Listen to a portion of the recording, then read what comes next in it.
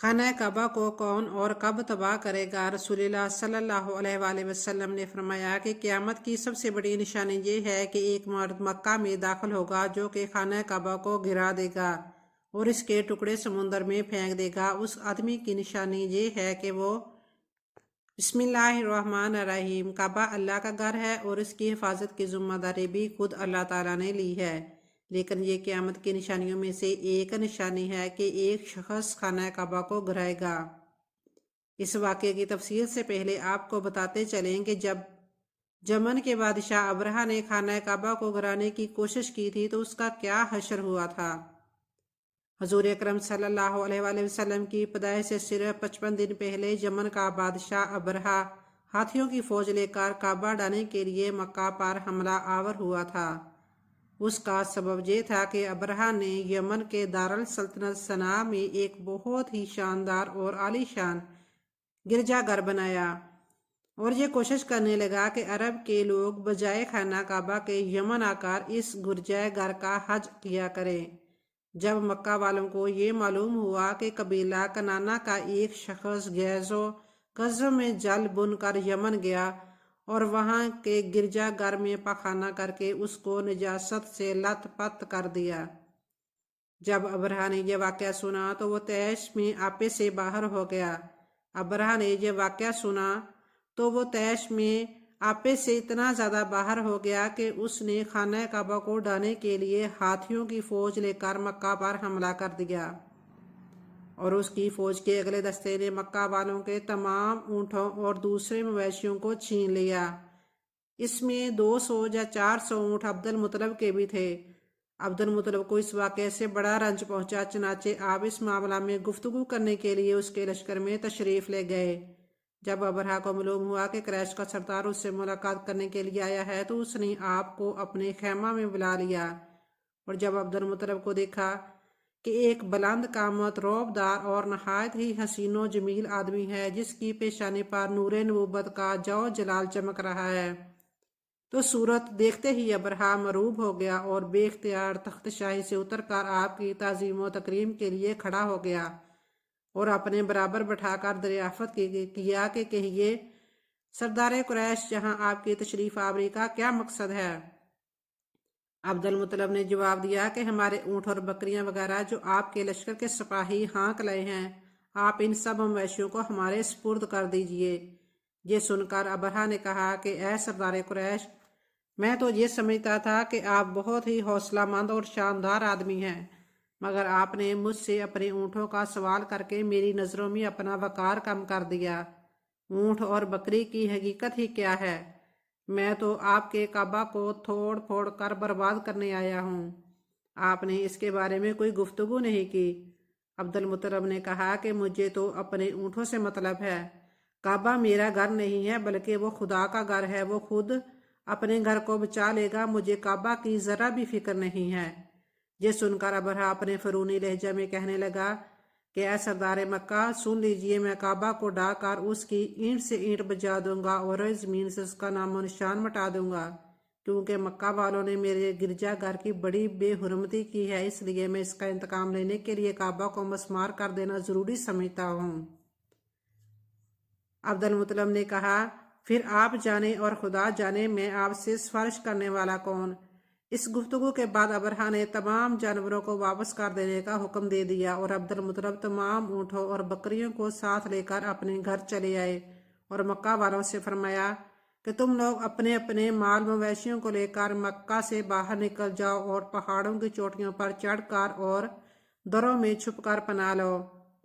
मक्का वालों से ये कहकर फिर खुद अपने खानदान के चंद आदमियों के साथ लेकर खाना काबा में गए और दरवाज़ा का हल्का पकड़कर इंतहाई बेकरारी और गिरियाजारी के साथ दरबारे बारी ताला में इस तरह दुआ मांगने लगे कि ए अल्लाह, बेशक हर शख्स अपने अपने घर की हिफाजत करता है, लिहाजा तू भी अपने घर की हिफाजत फरमा और सलेब वालों और सलेब के पुजारियों यानी ईसाइयों के मुकाबला में अपने अतात शारों की मदद फरमा।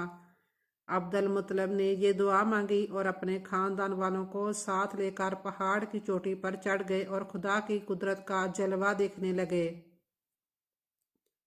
अबरहा जब सुबह को काबा ढाने के लिए अपने लश्कर जरार और हाथियों की कतार के साथ आगे बढ़ा और मकाम मखमस में पहुंचा तो खुद उसका हाथी, जिसका नाम महमूद था, एकदम बैठ गया। हर चंद मारा और बार बार ललकारा, मगर हाथी नहीं उठा। इसी हाल में कहरे इलाही अबाबिलों की शक्ल में नमूदार हुआ और नन्हे नन्हे परिंदे झुंड के झुंड, जिनकी चोंच और पंजों में तीन तीन किंकरियां थी, समुंदर की जन्म से हर में काबा की तरफ आने लगे। अबाबील के उन बादल लश्करों ने अबरहा की फौजों पर इस जोरों शोर से संगबारी शुरू कर दी कि आन की आन में अबरहा के लश्कर और उसके हाथियों के परछके उड़ गए। अबाबिलों की संगबारी खुदाबंद कहारो जब्बार के कहरो गजब की ऐसी मार थी कि जब कोई किंकर किसी फील सवार के सर पर पड़ती थी तो वो उस आदमी के बदन को छीदती हुई हाथी के बदन से पार हो जाती थी। अबरहा की फौज का एक आदमी भी जिंदा नहीं बचा और सब के सब अबरहा और इसके हाथियों समेत इस तरह हलाको बर्बाद हो गए कि उनके जिस्मों की बोटियां टुकड़े टुकड़े होकर जमीन पर बिखर गई। चनाचे कुरान मजीद की सूरह फील में खुदावंद कुद्दूस ने इस वाक़या का जिक्र करते हुए इरशाद फरमाया कि जानी ए महबूब, क्या आपने ना देखा कि आपके रब ने उन हाथी वालों का क्या हाल कर डाला? क्या उनके दावों को तबाही में ना डाला और उन पर परिंदों की टुकड़ियां भेजी ताकि उन्हें कंकर के पत्थरों से मारें, तो इन्हें चबाए हुए बुस जैसा बना डाला। जब अबरहा और उसके लश्करों का ये अंजाम हुआ तो अब्दुल मुत्तलिब पहाड़ से नीचे उतरे और खुदा का शुक्र अदा किया और उनकी इस करामत का दूर दूर तक चर्चा हो गया और तमाम अहले अरब उनको एक खुदा रसीदा बुजुर्ग की हैसियत से काबिल एहतराम समझने लगे। नाजरीन, अब आपको इस वाक़े के बारे में बताते हैं जो क़यामत के नज़दीक पेश आएगा और जिसके बारे में हज़रत मोहम्मद मुस्तफ़ा सल्लल्लाहु अलैहि वसल्लम ने फरमाया था, अल्लाह पाक का और आप सल्लल्लाहु अलैहि वसल्लम पर ख़ास करम यह है कि आप सल्लल्लाहु अलैहि वसल्लम को अल्लाह पाक ने तमाम अलूम अता फरमाए हैं जिनका तसव्वुर हमारा इंसानी जहन कभी भी नहीं कर सकता।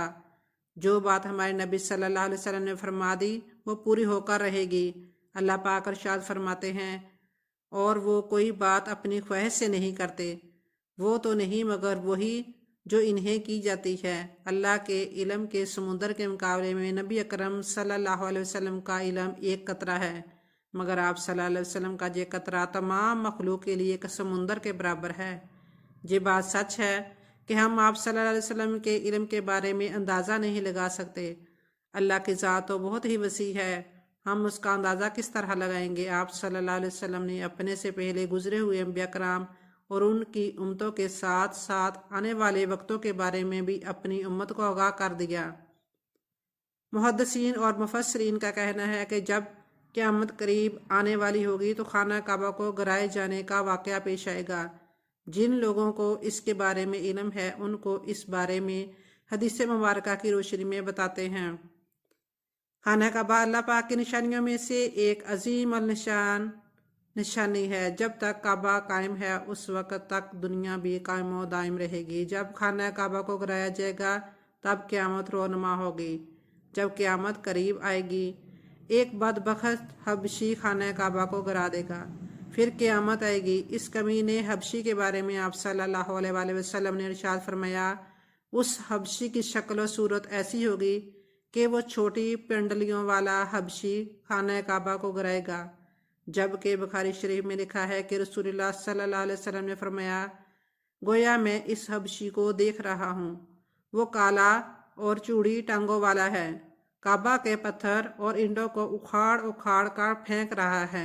बुखारी शरीफ में है कि कुर्बे क़यामत के वक़्त हज़रत ईसा अलैहिस्सलाम के पर्दा करने के बाद जब लोगों के सीनों से कुरान पाक अल्लाह ताला उठा लेगा तो इसके बाद वो बदबख्त हबशी खाना काबा को गिराएगा। इस हदीस में उफ़ज लफ्ज़ इस्तेमाल हुआ है और उफ़ज वो है जो अकड़ता हुआ चले या चलने में उसके दोनों पंजे नज़दीक रहें और दोनों एड़ियों में फासला रहे। वो हबशी मरदूद जो क़यामत के करीब खाना काबा को उड़ाएगा वो इसी शक्ल का होगा। दूसरी रवायत में है कि उसकी आंखें नीली, नाक फैली हुई होगी और पेट बड़ा होगा और उसके साथ और लोग होंगे जो काबा का एक एक पत्थर उखाड़ डालेंगे और समुद्र में ले जाकर फेंक देंगे। ये क़यामत के बिल्कुल नज़दीक होगा।